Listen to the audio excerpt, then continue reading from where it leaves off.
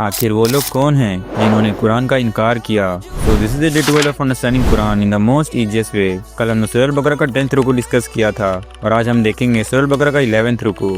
इस रुकू में अल्लाह ताला फरमाता है कि अल्लाह ने बनी इसराइल की तरफ बहुत सारे रसूल भेजे, उनको मौजिज़ात दिए और रूहुल कुद्दूस यानी जिब्रील अलैहिस्सलाम के जरिए उनकी मदद की, लेकिन हर दफ़ा या तो अपने रसूल को झुटलाया या फिर उनको कत्ल कर दिया। और जब उनसे कहा गया कि हक को मान लो तो कहने लगे हमारे दिल तो पहले से ही कवर हैं, हम तो पहले से ही गाइडेड हैं। तो अल्लाह ने फरमाया नहीं, तुम नाफरमान हो और तुम्हारे दिलों पर मोहर लग चुकी है। तो जब कुरान नाजिल हुआ जो उनकी अपनी किताब तौरेत की तस्दीक करता है तो उन्होंने उसी कुरान का इनकार कर दिया। अल्लाह ने फरमाया अजीब बात है, जिसे पहचाना वही इनकार का बाइस बन गया। इसलिए अल्लाह की लानत उन लोगों पर है जिन्होंने इनकार किया।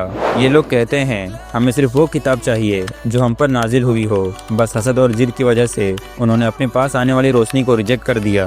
और रुकू के एंड में अल्लाह फरमाता है जब उनसे कहा गया कि कुरान पर ईमान लाओ तो कहने लगे हम तो सिर्फ उस पर ईमान लाते हैं जो हम पर नाजिल हुआ है, बाकी सबको हम रिजेक्ट करते हैं।